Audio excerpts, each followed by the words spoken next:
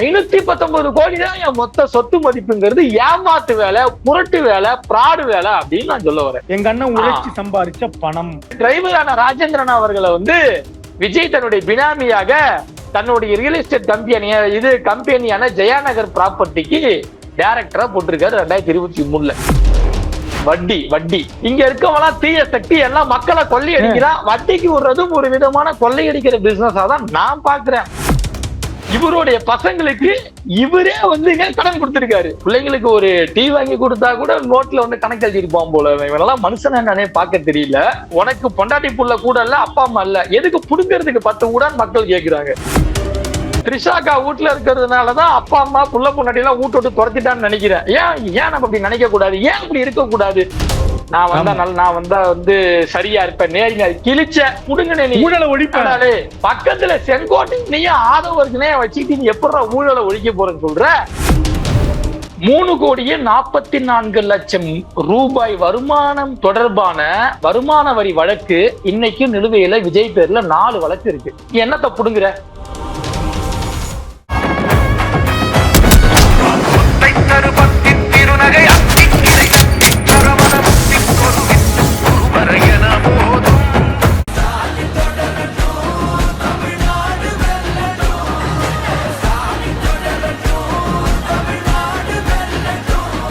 தமிழகத்தின் பல எம்பி எம்எல்ஏக்களின் வெற்றிக்கு வித்திட்ட கிங் 360 தேர்தல் வியூக சாப்ட்வேர் 2026 புதிய வாக்காளர்களின் அப்டேட் விவரங்களுடன் உங்கள் தொகுதியில் உங்கள் வெற்றிக்கு வித்திடுகிறது.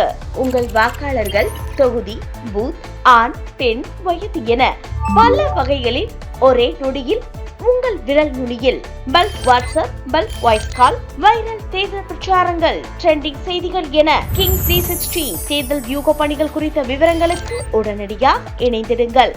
உலக தமிழர்களுக்கு வணக்கம். இது கிங் டிவி.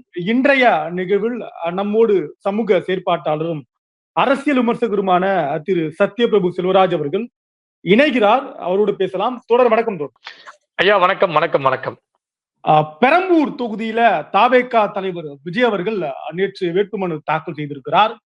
அதுவே இன்றைக்கு பெரிய குற்றச்சாட்டாக பார்க்கப்படுகிறது. குற்றச்சாட்டு என்பது எந்த அடிப்படையில் நம்ம அந்த பகுதியில் நம்ம பார்த்திருக்கோம். கிட்டத்தட்ட ஒரு கட்டுக்கடங்காத ஒரு கூட்டம் அங்க இருக்க பொதுமக்களுக்கு பிரச்சனை கொடுத்ததாக எல்லாம் புகார் எல்லாம் வந்துட்டு இருக்கு. முதற்கட்டமா இதையெல்லாம் தாண்டி முதல்ல அவர் அந்த வேட்புமனு தாக்கல்ல கொடுத்த சொத்து பட்டியல் தொடர்பான விவரம் நீங்கள் பேசியதே இன்னைக்கு பெரிய பேசு பொருளா இருக்கு. நம்ம மறுபடியும் அந்த உண்மையை அழுத்தி சொல்லுவோம். என்ன மாதிரியான தகவல்களை கொடுத்திருக்கிறார், எதெல்லாம் உண்மைத்தன்மை, எதுலெல்லாம் நம்ம சந்தேகிக்கலாம், நம்ம நேர்மையோட பேசலாம், என்ன இருக்காது? ஐயா அவரு வந்து அதாவது தன்னுடைய சொத்து பட்டியல் உள்ளடக்கிய பிரமாண பத்திரம்னு ஒரு விஷயம் தாக்கல் பண்ணார்ல, அது முழுக்க சந்தேகிக்க கூடிய ஒரு வந்தீங்க பத்திரமா நான் பாக்குறேன். ஏன் அப்படின்னா அது உண்மைத்தன்மையே எங்கேயுமே கிடையாதா? ஒரு இடுக்குல கூட கிடையாதான்னு கேக்குறேன்.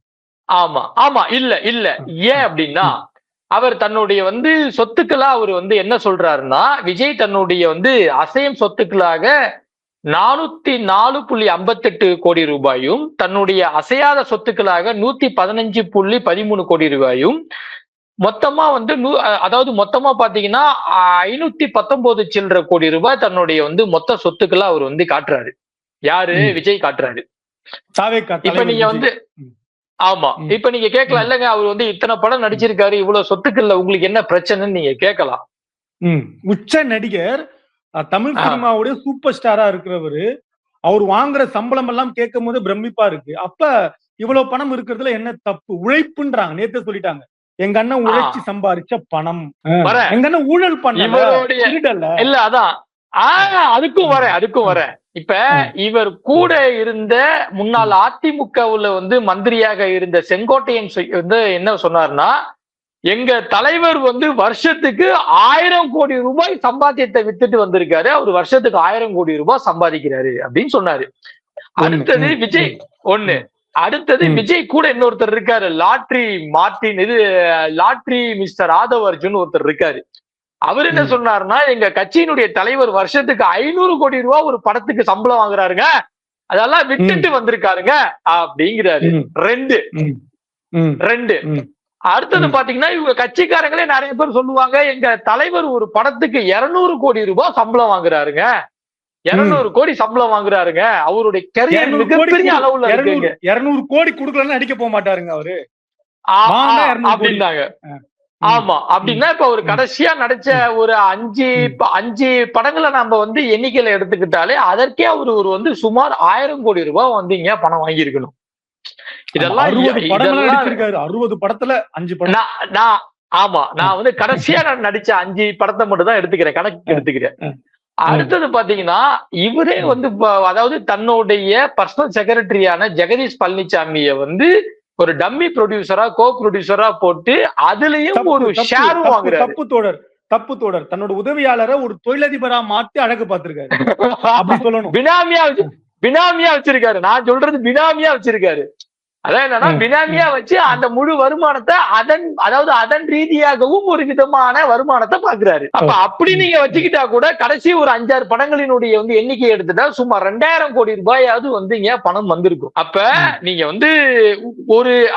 நீங்க வந்து நடிச்சு வாங்குற சம்பளம் வந்து 1000 கோடி, வருஷத்துக்கு 1000 கோடி, வருஷத்துக்கு ஒரு படத்துக்கு 500 கோடி, நீங்க வந்து கோ ப்ரொடியூசர் டம்மி ப்ரொடியூசரை போட்டு சம்பாதிக்கிறது 2000 கோடி, இவ்வளவும் இருந்தும் 519 கோடி தான் என் மொத்த சொத்து மதிப்புங்கிறது ஏமாத்து வேலை, புரட்டு வேலை, பிராடு வேலை அப்படின்னு நான் சொல்ல வரேன். அதாவது நமக்கு வந்து பர்டிகுலரா சந்தேகம் வருவதற்கான காரணம் இதுதான். அடுத்தது இப்ப நம்ம வந்து இங்க அதாவது இதெல்லாம் தாண்டி விஜயினுடைய வருமானம் வரக்கூடிய சோர்ஸா நம்ம பார்ப்போம். மற்ற வழிகள் சினிமா இல்லாம மற்ற வழிகள்ல அவர் எப்படி வந்து இருந்திருக்காரு, என்னென்ன தொழில் வியாபாரம் எல்லாம் பண்ணிருக்காரு நேர்மையாக அப்படின்றத பதிவு. ஆமா. இப்ப கல்வியை இலவசமா கொடுக்கணும், எல்லாத்துக்கும் ஒரே மாதிரியான கல்வியை கொடுக்கணும், இவருதான் பேசுறாரு. விஜய் வித்யாசிரம் அப்படின்னு சொல்லிட்டு காமராஜர் எங்கேயும் பிரைவேட் ஸ்கூல் நடத்து இல்ல அதான் காமராஜர் எங்கேயும் பிரைவேட்ல வந்து சிபிஎஸ்இ ஸ்கூல் நடத்தினதா எனக்கு தெரியல. ஆனா விஜய் வந்து விஜய் வித்யாசிரம் காமராஜர் 2.2 அதான் 2.1ங்கிறதுனாலதான் சிபிஎஸ்இ ஸ்கூல் நடத்துறாருன்னு நினைக்கிறேன். அதுல ஃபீஸ் எவ்வளவுன்னு உங்களுக்கு தெரியும், லேக்ஸ் கணக்குல. அதுக்கு இவரு தான் தாளாளரு. அப்ப கல்வி மூலியமா வியாபாரமயமாக்கி அதன் மூலியமா ஒரு பெரிய வருவாய் வருஷத்துக்கு இவருக்கு வருது. அதெல்லாம் தாண்டி இன்னொரு விதமான இன்கம் சோர்ஸ் என்ன அப்படின்னா, இது ஒரு வந்துங்க நாங்கள் விவசாயத்தை காப்போம், நாங்கள் விவசாயிகளை காப்போம். அதாவது ஒரு கல்வி வளாகம் வச்சு கல்வி மூலியமாக வருமானத்தை ஈட்டுறது வியாபாரம், தொழில். இதுல எங்க ஊழல் இருக்கு? ஐயா, நீங்க கல்வியை வியாபாரமாக்குறதே தப்புன்னு நான் சொல்லுவேன். அதை விடுங்க, நான் அடுத்த கட்டத்துக்கு வரேன். அதாவது என்னன்னா விவசாயத்தை காப்பாற்றணும், விவசாயிகளை காப்பாற்றணும், விவசாயம் காப்போம்னு சொல்லிட்டு அடுத்த பிறக்கணும் சொல்லிட்டு இவரு பண்ற இன்னொரு பிசினஸ் என்னன்னா ஜெயாநகர் ப்ராப்பர்ட்டிங்கிற பேர்ல வந்து ரியல் எஸ்டேட் கம்பெனி நடத்துறாரு. அதுல இன்னொரு சுவாரஸ்யமான விஷயம் என்னன்னா, இது என்னன்னா இந்த ஜெயாநகர் ப்ராப்பர்ட்டிங்கிற ரியல் எஸ்டேட் கம்பெனிக்கு 2000 ஆண்டுல வந்து இவருடைய மனைவியான சங்கீதா அவர்களை வந்து டைரக்டரா போட்டிருக்காரு. அதுலயே புதுசு கிட்டத்தட்ட. ஆமா கிடையாது. 2019 பாத்தீங்க அப்படின்னா இவருடைய தந்தையார் சந்திரசேகர டைரக்டரா போட்டிருக்காரு. என்னன்னா மனைவியை வந்து தூக்கிட்டு அவருடைய வந்து தந்தையார போட்டிருக்காரு. 2020 இப்ப 2023 ராஜேந்திரன் ஒருத்தர் வந்து டைரக்டரா போட்டிருக்காரு. யார் இந்த ராஜேந்திரன் அப்படின்னு நம்ம பாக்கணும். என்னன்னா 2 நாளைக்கு முன்னாடி வரைக்கும் விஜய் தன்னுடைய 30 ஆண்டு காலமாக தன்னுடன் வந்து வாகன ஓட்டுநராக டிரைவராக இருந்த ராஜேந்திரன் ஒருத்தருடைய மகனுக்கு சீட்டு கொடுத்திருக்காருங்க. எவ்வளவு பெரிய விஷயங்க அப்படின்னு எல்லாம் வந்து பேசினதை பார்த்தோம். ஆமா, டிரைவருக்கு தானே பல உண்மை தெரியும். கார் எந்தெந்த வீட்டு வாசல்ல நிக்குது, எத்தனை மணிக்கு கார் போய் நிக்குது. அவர் ஒரு அதாவது எப்படி சொல்றது, கிருஷ்ணர் மாதிரி இல்லையா அவரு, வண்டி சாரதி அவரு. எந்த வீட்டு மாடியில வந்து கார் ஓனர் ஏறினாரு, இல்ல எந்த வீட்டு மாடியில கார் ஓனர் ஏறினாரு, தாவி குதிச்சாரு.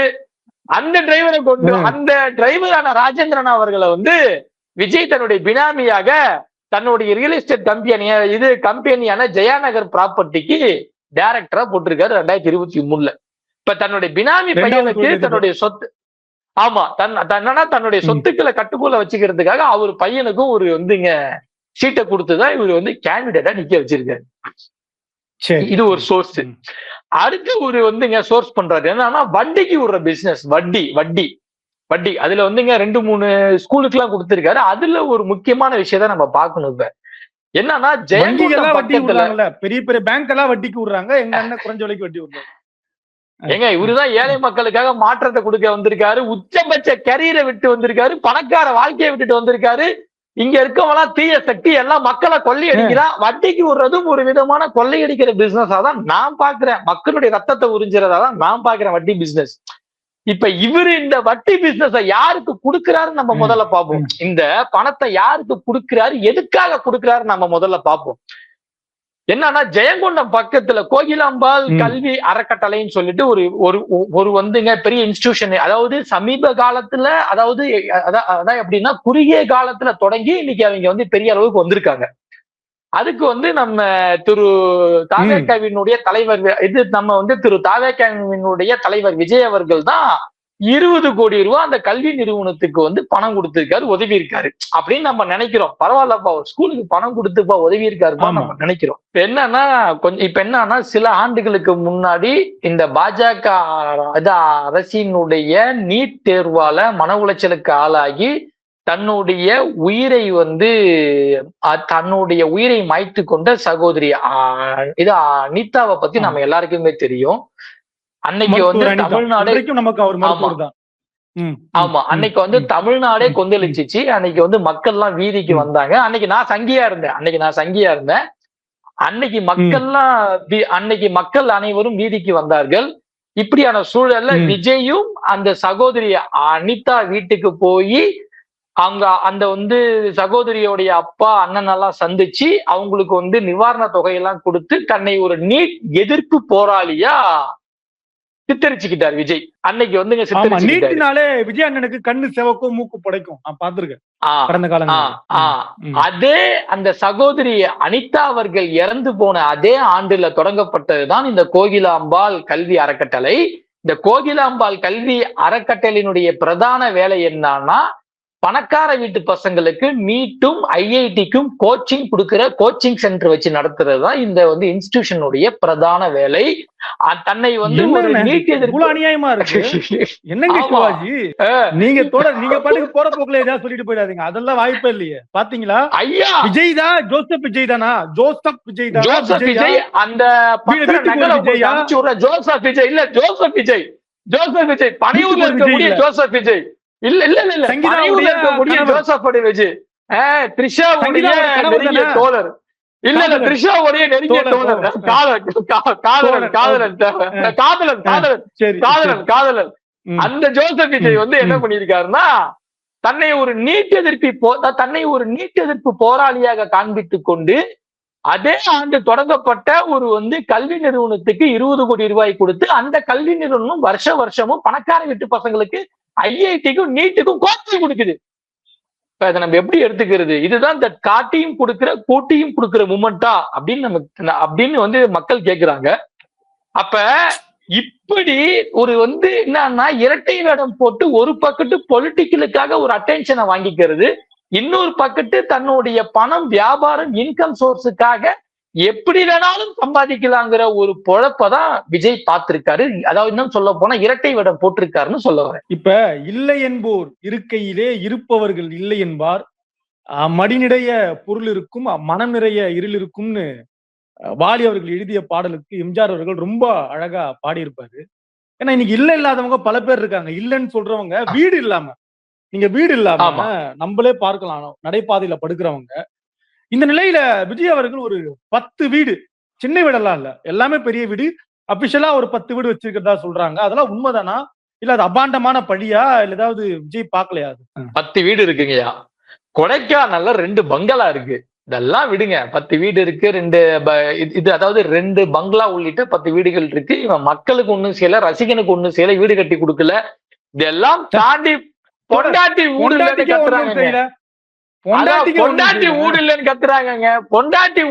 கத்துறாங்க. பொண்டாட்டி கேக்குறாங்க, நான் வந்துங்க பிரிட்டன் சிட்டிசனு, எனக்கு இந்தியாவில தங்க இடம் இல்ல, நான் கோர்ட்டுக்கு போனதுனால என் கணவர் வந்து என்னைய வீட்டுக்குள்ள சேர்க்க மறுக்கிறாரு, என்னைய வந்து இந்த விவாகரத்து வழக்கு முடியிற வரைக்கும் நான் இந்தியாவில இருக்கிறதுக்கு என்னுடைய வீட்டுல நான் இருக்கணும், அதுல எனக்கும் சம உரிமை இருக்கு அது வரைக்கும் அப்படின்னு கோர்ட்ல போய் கெஞ்சுற நிலைமையில பொண்டாட்டிய ஊட்ட அமைச்சிட்டு தன்னுடைய மகனான ஜேசன் சஞ்சய் வந்து விருகம்பாக்கத்துல தனியா வீடு எடுத்து தங்கியிருக்காரு. அதாவது தான் பெற்ற மகனையும் வீட்டோடு துரத்திட்டு, இது என்ன சொல்ல போனா தன்னுடைய மகளான திவ்யா சாஷாங்கிற அந்த வந்து சின்ன சகோதரியை வந்து அந்த சகோதரியை வீட்டை விட்டு அமைச்சிட்டு அந்த சகோதரி வந்து பிஜி ஹாஸ்டல்ல வந்து இங்க தங்கி இருக்காங்க. இப்படி பொண்டாட்டி பிள்ளையெல்லாம் துரத்தி விட்டு அப்பா அம்மாவுமே வந்து தனியா தான் இருக்காங்க. யாருமே இல்லாத வீட்டுக்கு, அதாவது உனக்கு பொண்டாட்டி புள்ள கூட இல்ல, அப்பா அம்மா இல்ல, எதுக்கு புடுங்கிறதுக்கு 10 ஊடான்னு மக்கள் கேக்குறாங்க. இல்ல நீங்க வன்மையா கண்டிக்கிறேன் தோழர், நான் வன்மையா கண்டிக்கிறேன். நடந்தது வேற, நீங்க அப்படியே உண்மையை மாத்தி பேசிருக்கீங்க. விஜயுடைய மனைவி, விஜயுடைய மூத்த மகன், மகள், அப்பா அம்மா எல்லாரும் விஜய் கிட்ட கடன் வாங்கி ஓடி போனதா தகவல் வந்திருக்கு. கடன் வாங்கிட்டு ஓடி போயிருக்காங்க, கடன் கொடுக்காம ஓடி போயிருக்காங்க. ஐயோ, அந்த கதையை இப்ப நம்ம பாக்கணும். அதாவதுங்க நம்மள என்ன நினைப்போம், அதாவது நாம கடன்காரனா இருந்தாலும் பரவாயில்ல, நம்ம பசங்க வந்து கடன்காரனா இருக்கக்கூடாது அப்படின்னு வந்துங்க நினைக்கிறதுதான் மனித இயல்பு. எல்லா தாய் தகப்பனும் அப்படிதான் நினைப்பாங்க. அது மனிதனுடைய இயல்பு, மனிதனுடைய இயல்பு. ஆமா,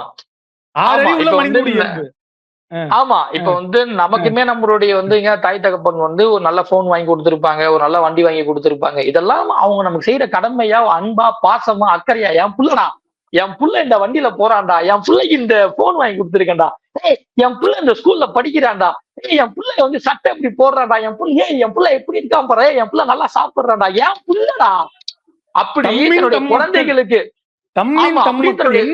என்ன விட ஆமா அப்படின்னு தன்னுடைய குழந்தைகளுக்கு, தன்னுடைய பிள்ளைகளுக்கு தன் சக்தியை மீறி, தன் வருமானத்தை மீறி, எல்லாத்தையும் மீறி கஷ்டப்பட்டு அவங்க வந்து தன்னுடைய ரத்தத்தை சிந்தியாவது, தன்னுடைய வந்து உழைப்பெல்லாம் வந்து ஒட்டுமொத்தமாக ஒழித்தாவது தான் பையன் புள்ள நல்லா இருக்கணும்னு நினைச்சு தான் கடன் பட்டாலும் தான் பிள்ளைய தன்மானத்தோட சுயமரியாதையோட வாழ வைப்பாங்க. கடன்காரனுக்கு பதில் சொல்ல விட மாட்டாங்க. ஆனா இவரு ஒரு உல்டாவா ஒண்ணு பண்ணிருக்காருங்க. என்ன தெரியுமா பண்ணிருக்காரு, இவருடைய பசங்களுக்கு இவரே வந்து கடன் கொடுத்திருக்காரு. இவர்கிட்ட ஒரு பசங்க வந்து கடன் வாங்கியிருக்காங்க, பிரம்மாண்ட வச்சிருக்காரு. அடாலே பிள்ளைங்களுக்கு ஒரு டீ வாங்கி கொடுத்தா கூட நோட்ல வந்து கணக்கு எழுதிருப்பான் போல. இவனெல்லாம் மனுஷன் என்னன்னே பார்க்க தெரியல. சரி, அப்படி என்னதான் இவர் வந்து பண்ணிருக்காருன்னு பார்த்தா, அவருடைய பையன் ஜேசன் சஞ்சய்க்கு வந்து 8.78 லட்சமும், அவருடைய மகள் திவ்யா சாஷாக்கு வந்து 4.6 லட்சம் பணமும் கடனா கொடுத்ததாக இவர் வந்துங்க பிரமாண பத்திரத்துல கொடுத்திருக்காரு. சரி, பசங்களுக்கு மட்டும் தானான்னு பார்த்தா கட்டின மனைவிக்கு வந்து 12.60 லட்சமும், சரி பொண்டாட்டிக்கு மட்டும் தான் பார்த்தா தன்னுடைய தந்தையார் சந்திரசேகருக்கு வந்து 3.2, அதாவது 3.2 லட்சமும், தன்னுடைய தாயாருக்கு வந்து 87,12,000 வந்து இவர் வந்து கடனா நான் கொடுத்திருக்கேன். எப்பா எவ்வளவு பெரிய புள்ள பாரு, எவ்வளவு பெரிய அப்பா பாரு இல்லையா? ஆமா, சோபா சந்திரசேகருக்கு வந்து துவக்கும் தன் மகனை சான்றோனை கேட்ட தாய். அடடா, கடன்காரனா ஆகி வச்சிருக்கான். என் அப்பனுக்கு கடன் கொடுத்திருக்கேன், என் அம்மாவுக்கு கடன் கொடுத்திருக்கேன், பொண்டாட்டிக்கு கடன் கொடுத்திருக்கேன், என் பிள்ளைகளுக்கு கடன் கொடுத்திருக்கேன், எல்லாத்துக்கும் நான் கடன் கொடுத்திருக்கேங்க அப்படிங்கறது அந்த இப்ப அந்த அக்கா தான் அண்ணன் கூட வந்து ரொம்ப நெருக்கமா சுத்திக்கிட்டு இருக்கு. ஒருவேளை அந்த வீட்டுக்குள்ள அந்த அக்கா தான் இருப்பாங்கன்னு நினைக்கிறேன். அந்த அக்கா தான் இருக்காங்கன்னு நினைக்கிறேன். இல்ல த்ரிஷாக்கா வீட்டுல இருக்கிறதுனாலதான் அப்பா அம்மா புள்ள பொண்டாட்டி எல்லாம் வீட்டு விட்டு துரத்திட்டான்னு நினைக்கிறேன். ஏன் நம்ம அப்படி நினைக்க கூடாது? ஏன் அப்படி இருக்க கூடாது? ஏன் அப்படி இருக்காது? தன்னுடைய ஆசை பேசுறீங்க,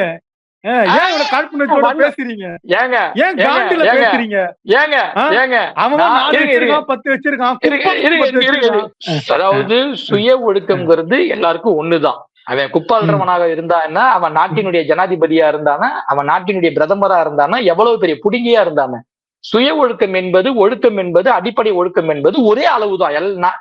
இப்ப நீங்களும் மனுஷன், நானும் மனுஷன் தான். எனக்கும் அதாவது எனக்கு என்ன ஒழுக்கமோ அதுதான் உங்களுக்கும், உங்களுக்கு என்ன ஒழுக்கமோ அதுதான் எனக்கும். இப்ப இதுல என்னது, நான் வந்து வன்மத்தை கேட்கிறேன்னா, ஏங்க மனைவி தெருவுக்கு வந்து இப்படிலாம் என்னைய வந்து வீட்டுல கொடுமைப்படுத்துறான், 5 வருஷமா மன உளைச்சலுக்கு ஆளாக்குறான், நான் அந்த வந்து இன்னொரு நடிகை கூட இருக்கக்கூடிய தொடர்பை நான் வந்து துண்டிக்க சொன்னா வேணும்னே செய்யறான், என்னைய டார்ச்சர் பண்றான், என்னைய கார்னர் பண்றான், என்னைய கொடுமைப்படுத்துறான், எனக்கு வந்து விவாகரத்து வேணும்னு ஒருத்தங்க வந்து மனைவி வந்து கோர்ட்ல வந்துங்க நீதி கேட்டு வழக்கு தாக்கல் பண்றாங்க. அது எல்லா செய்திகளையும் வருது. அதுல அவங்க பாருங்க, கண்ணியத்தை காக்கும் விதமாக அந்த வந்து நடிகையோட பேரை கூட குறிப்பிடல. எனக்கு வந்து தொடர்ந்து எனக்கு டார்ச்சர் வந்துச்சுன்னா நான் அந்த வந்து நடிகையினுடைய பேரை நான் வந்து வெளியிடுவதற்கு தயாராக இருக்கேன்னு தான் சொன்னாங்க. அடுத்த நாளே அந்த வந்து நடிகை கூட சோரி போட்டுக்கிட்டு சோடி சோடி சோடி போட்டுக்கிட்டு ஊரறிய கொண்டு போய் நிப்பாட்டி, நீ எல்லாம் என்னடி சொல்றது, நான் இப்படிதான், நான் என்ன பண்ணாலும் இங்க வந்து விசில் அடிக்கிறதுக்கு நாலு அணில் குஞ்சானுங்க இருக்கானுங்க, ஏன்னா யாரும் கேட்க முடியாதுன்னு இவன் கக்குனது வன்மமா? இவன் பண்ற தப்ப சொல்றதுனால நாம கக்குறது எப்படிங்க வன்மமாகும்? இல்ல, அந்த அணில் குஞ்சுங்க என்ன சொல்றாங்க, சங்கீதா அவர்கள் பொய் சொல்லியிருக்கலாம் இல்லையா, சங்கீதா அவர்கள் தேர்தல் நேரம் பார்த்து விஜய் ஏமாத்திருக்கலாம் இல்லையா, சங்கீதா அவர்களை திமுக இயக்கிருக்கலாம் இல்லையா, சங்கீதாவை வந்து திமுக அவனோட கை கட்டுப்பாட்டுல வச்சிருக்கலாம் இல்லையா, விஜய் அண்ணா பாவம் இல்லையா அப்படின்னு சொல்றாங்க. உங்களுக்கு எல்லாம் மனசாட்சியே இல்லையா? அவனுங்களெல்லாம் மூஞ்சிலே காரி துப்புணும்னு தோணுதுங்க. மூஞ்சிலே நிக்க வச்சு காரி துப்புணும்னு தோணுது. சிந்திங்கடா, படிங்கடா, யோசிங்கடா. இப்படி வந்து அப்பட்டமான வேலை செஞ்சுதான் திமுக வந்து இப்படி ஒரு கேவலமான வேலை செய்யணும்னு அவசியம் இல்லை. அப்படியே திமுக அப்படி ஒரு கேவலமான வேலை செய்யணும்னு நினைச்சாலும் சங்கீதா ஏன் அதுக்கு வந்து அதற்கு ஏன் உடந்தையா போறாங்க? இதனால சங்கீதாவுக்கு என்னங்க ப்ராஃபிட்? சங்கீதாவுடைய இது என்னன்னா, என் சொத்து என் கணவன் என்னை விட்டு போயிட்டா, என்னை ஏமாத்திட்டாங்கிறது தானே. இதுல நீங்க வந்து சந்தேகப்படுறதுக்கு எங்க இடம் இருக்குன்னு எனக்கு தெரியல. இதுல இப்ப விஜய் வந்து பொண்ணு கூட இருந்தாருன்னு போட்டோ லீக் ஆனா கூட நீங்க இது வந்து யாரோ பண்றதா கூட எடுத்துக்கலாம் கூட வைங்க. ஆனா கூட இருந்தவங்களே அப்படி ஒரு குற்றச்சாட்டை சொல்லிட்டு அதை உறுதிப்படுத்தும் விதமா அடுத்த நாளே ஜோடிப்பட்டு போறானா, இதுக்கும் ஏங்க அப்ப த்ரிஷாவும் விஜயும் சேர்ந்து போனதுக்கு திமுக தான் காரணம் சொல்ல வரீங்களா? விஜய் வந்து அன்னைக்கு வந்துங்க கல்யாணத்துக்கு கார்ல போயிட்டு இருந்தாரு. அப்ப போற வழியில த்ரிஷாவை அந்த வழியா வந்து திமுக காரங்க தான் வேணும்னே கார்ல வரவழைச்சு அந்த வந்து த்ரிஷாவுடைய காரை பஞ்சர் ஆக்கிட்டாங்க. அப்ப த்ரிஷாவுடைய கார் பஞ்சர் ஆனதும் த்ரிஷா வந்து இறங்கி கீழே நிக்கிறாங்க. அப்ப ஆட்டோமேட்டிக்கா விஜய் எங்க வரும்பொழுது த்ரிஷா நிக்கிறத பார்த்துட்டு விஜய் கிட்ட வந்து லிப்ட் கேட்க வைக்கிறாங்க. அப்ப த்ரிஷாவும் விஜய் கிட்ட லிப்ட் கேட்கிறாங்க. அதனாலதான் விஜய் த்ரிஷாக்கு வந்து லிப்ட் கொடுத்தாரு. அப்படிதான் ரெண்டு பேர் சேர்ந்து வந்தாங்க. இதுக்கு திமுக தான் காரணம் இப்படின்னு அணில் குஞ்சானுங்க பேசுறத நானே கேட்டு சிரிச்சுட்டு போனேங்க. கூட இன்னொன்னு சொல்றாங்க, த்ரிஷா அப்ப ரோட்ல லிப்ட் கேக்குறப்ப வேற கலர் ட்ரெஸ்ல தான் இருந்தாங்க, காருல ஏறணும் ட்ரெஸ் கொடுத்து அனுப்புனாங்க அப்படின்னு. அடுத்தது தன்னுடைய கட்சியினுடைய பொதுச் செயலாளராக இருக்கக்கூடிய புஷி ஆனந்துக்கு வந்துங்க 3 கோடி ரூபாய் நாங்க விஜய் வந்துங்க கடனா கொடுத்திருக்காரு. இதெல்லாம் அந்த வந்து பிரமாண பத்திரத்துல தாக்கல் செய்ய வேண்டிய ஆளு ஒரு மாட்டுக்கொட்டாயில கட்டி 3 கோடி. செங்கோ இட்டையன் 83 86 என்னமோ நம்ம சொல்லுவாப்லையே, அவருக்கு வந்து 3 கோடி ரூபாய் பணம் கொடுத்ததாக இவர் வந்து தன்னுடைய வேட்புமனு தாக்கல்ல வந்து பிரமாண பத்திரமா தாக்கல் செஞ்சிருக்காரு. ஒட்டு மொத்தமா ஒரு 70 கோடின்னு கணக்காட்டுறாங்க பல இடங்கள்ல. இதெல்லாம் போக அவர் ஒரு 370 கோடி ரூபாய் பக்கம் பேங்க்ல வைப்பு தொகையா வச்சிருக்காரு. அதன் மூலமாக மாசம் 2 கோடி ரூபாய் இன்கம் வருது விஜய்க்கு வருது. ஆனா இப்ப விஜய் ஊழலை பத்தி பேசுறாருல்ல, நான் வந்தா வந்து சரியா இருப்பேன், நேர்மையா கிழிச்ச புடுங்கினே ஊழலை ஒழிப்பாரு. இப்ப நானு விஜய் சொல்ற கணக்குப்படியே 519 கோடி ரூபாய் அவருக்கு சொத்துக்கள் இருக்கு. மாச இன்கம் சோர்ஸே ஒரு 10 கோடி பக்கம் வருது. வட்டி, பினான்ஸ், பிசினஸ், ஸ்கூலு, இது ரியல் எஸ்டேட், இப்படி எல்லாம் வந்து 10 கோடி ரூபாய் சுமார் சொல்றேன். நான் சொல்றது குறைஞ்சபட்சம் வந்து இங்க ஊதியமாவே அவருக்கு வந்து என்னன்னா இன்கமா வருது. இவ்வளவு இருந்தும் 3,44,00,000 ரூபாய் வருமானம் தொடர்பான வருமான வரி வழக்கு இன்னைக்கு நிலுவையில விஜய் பேர்ல 4 வழக்கு இருக்கு. நீ என்னத்த புடுங்குற? நீ என்னத்தரா ஊழலை ஒழிக்க போற? இவ்வளவு பணம் இருக்கும் பொழுதே ஒரு நாள சரியா டாக்ஸ் கட்ட முடியல. அது இல்லாம கோர்ட்டுக்கு போற, நான் கட்ட முடியாதுங்க, எனக்கு வந்து ஃப்ரீ பண்ணி கொடுங்க, வெக்கமே இல்லாம கோர்ட்டுக்கு போற. இவ்வளவு காசு பணத்தை இவ்வளவு இன்கம் வச்சுக்கிட்டு நீ எப்படி ஊழலை ஒழிக்க முடியும்? எல்லாம் தாண்டி பக்கத்துல செங்கோட்டையனையும் ஆதவர்ஜனையும் வச்சுக்கிட்டு நீ எப்படி ஊழலை ஒழிக்க போறேன்னு சொல்ற? செங்கோட்டையன் வந்து செங்கோட்டையன் அதிமுக ஆட்சியில ஊழல் வழக்குல தண்டனை வாங்கினவருங்க. கன்விக்ஷன் ஆயிடுச்சு, குற்றம் சாட்டப்படல, குற்றம் நிரூபிக்கப்பட்டவரு. அந்த செங்கோட்டையனை பக்கத்துல வச்சுக்கிட்டு தமிழ்நாட்டுல இல்ல இந்தியாவுல பல குடும்பங்களை வந்து லாட்டரி டிக்கெட்டால சீரழிச்ச அந்த குடும்பத்தை சேர்ந்த அந்த குடும்பத்தின் சொத்துக்களை வச்சிருக்கக்கூடிய, அதுல உடம்பு வளர்த்துட்டு சோறு தின்னுட்டு தெரிஞ்சிட்டு இருக்கக்கூடிய ஆதவர்ஜனான்னு ஒருத்தர் இருக்க, அவனை கூட வச்சுக்கிட்டு நீ வந்து இன்கம் டாக்ஸ் கட்டாம வருமான வரியை ஏமாத்திக்கிட்டு தெரிஞ்சுக்கிட்டு இருக்கிற நீ ஊழலை பத்தி பேசலாமா அப்படின்னு நான் கேக்குறேன். உனக்கு என்ன தகுதி இருக்கு ஊழலை பத்தி பேசுறதுக்கு? நீ எப்படி ஒழிப்ப? இல்ல, இப்ப ஆதவ அர்ஜுனாவுடைய வளர்ச்சியை பாக்குறப்ப நிறைய லாட்டரி சுரண்டி இருப்பாங்கல்ல, அந்த வளர்ச்சிக்கு தேவையான லாட்டரி செலவாயிருக்கும். ஆமா ஆமா. இதுல பெரம்பூர் தொகுதியில விஜய் பிரச்சாரம் செய்தார். காவல்துறைக்கு நன்றி, ஆனா கொளத்தூர் தொகுதிக்குள்ள போகிறப்ப அங்க விஜய் அண்ணனை பேச விடல. முதலமைச்சர் ஸ்டாலின் பயப்படுறாரு, காவல்துறை முதலமைச்சர் ஸ்டாலின் கிட்டதான் இருக்கு அப்படின்னு நேத்து பிரஸ் மீட் போட்டு ஒரு வெடிகுண்ட போட்டிருக்காரு திரு ஆதவ் அவர்கள். ஐயா, உண்மையாலுமே ஸ்டாலினும் திமுகவும் விஜய நெருக்கணும்னு நினைச்சாங்கன்னா கரூர் சம்பவத்துல ஃபர்ஸ்ட் அக்யூஸ்டா விஜய் பேர்ல எஃப்ஐஆர் போட்டிருப்பாங்க. போடல. இவன் அதை வச்சு கண்டிப்பா பொலிட்டிக்கல சிம்பத்தி கிரியேட் பண்ணுவாங்கிறதுக்காகவே அவங்க விஜய கண்டுக்கல, ஒரு ஆளாவே எடுத்துக்கல. எடுத்திருந்தால் விஜய் மேல எஃப்ஐஆர் போட்டிருக்க முடியும், போட்டிருக்கலாம், அதற்கான சாத்தியங்கள் இருக்கு. இவன் பேர்ல போட்டிருக்காங்கல்ல, இவன் இவன் இவன் இவன் ஆதவர்ஜுனா பேர்ல போட்டிருக்காங்கல்ல, கரூர்ல இறந்து போன அந்த 41 அதுல போட்டிருக்காங்கல்ல, அதையே பாருங்க மறைச்சிருக்கானுங்க, அதையே திட்டமிட்டு மறைச்சிருக்கானுங்க. அந்த தகவலையே இந்த ஆதவர்ஜுனா இப்ப அவன் தாக்கல் பண்ண பிரமாண பத்திரத்துலதான் கொடுத்திருக்கான். அந்த மாதிரி இவன் பேர்ல நான் அதாவது இங்க 4-5 செக்ஷன்ல எஃப்ஐஆர் போட்டிருக்கிற விஷயத்தையே அவன் இப்பதான் கொடுத்திருக்கான். அப்ப திமுக உண்மையிலே கண்ட்ரோல் பண்ணணும், நெருக்கணும்னு நினைச்சா விஜய் பேர்ல அன்னைக்கு வழக்கு பதிவு செஞ்சிருக்கணும். விஜயை ஃப்ரீயா விட்டுட்டாங்க. விஜயை கண்டுக்கல. விஜய் கிட்ட போல இவனா வாண்டடா நானு ரவுடிதான் என்னையும் ஏத்திருப்பாங்க என்ன சிஎம் சார் பயமா முடிஞ்சா என்னைய தொட்டு பாருங்க, உன்னையெல்லாம் ஏடா தொடர்றது, உன்னையெல்லாம் எதுக்குடா தொடரும் அப்படிங்கிற மாதிரி திமுக அப்பையும் கண்டுக்கல. அப்பையும் இவனுக்குலாம் வாண்டடா தான் போயிட்டீங்க, சிபிஐ சிக்கிறானுங்க. ஏற்கனவே பாஜக இவனுக்கு பெரிய அளவுல இடி இந்த பக்கத்து பாத்தீங்கன்னா இடி கேஸ், இந்த பக்கத்து பாத்தீங்கன்னா இன்கம் டாக்ஸ் கேஸ், இதெல்லாம் வச்சுக்கிட்டு பாஜக ரெடியா இருக்கு. இவனுக்குலாம் வாண்டடா வண்டியில போய் சிபிஐ கேஸ்ல போய் சிக்கிறானுங்க. அதுக்கும் இவன் தான் ரூட்டு போட்டு கொடுத்தா. யாரு? இந்த கூடவே சுத்துறானே, ஒருத்தன் கூடவே சுத்துறானே, மலமாடு சுத்துறானே, இல்ல கூட ஒருத்தன் இங்க கூடவே சுத்துறானே, அவன் தான் ஸ்கெட்ச் போட்டு கொடுத்தான்.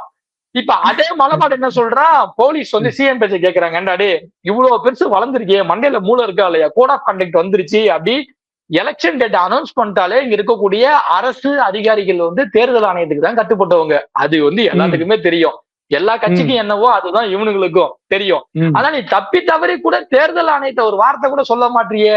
ஏன் உன் பேர்ல அந்த ஒரு 4-5க்கு மேற்பட்ட இடி கேஸ் இருக்கு, அந்த பயமா?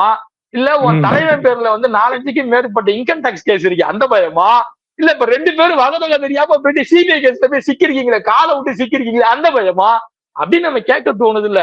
அப்ப இதெல்லாம் அப்பட்டமான அரசியல் சொல்ல வர இல்ல. முதலமைச்சர் ரொம்ப நல்லவர் மாதிரி இருப்பாரு, அவர் யாரு பேரையும் சொல்ல மாட்டாரு, யாரையும் திட்ட மாட்டாரு, யார் மேலேயும் கோபம் கூட பட மாட்டாரு. ஆனா போலீஸ் முதலமைச்சர் கட்டுப்பாட்டுல இருக்கு அப்படின்னு. இதெல்லாம் சின்ன குழந்தை சொன்னா கூட காரி வேலையை மூட்டு போட அப்படின்னு சொல்லுவோம். சின்ன பிள்ளை சொன்னா கூட மூட்டு போட அப்படின்னு சொல்லுவோம்.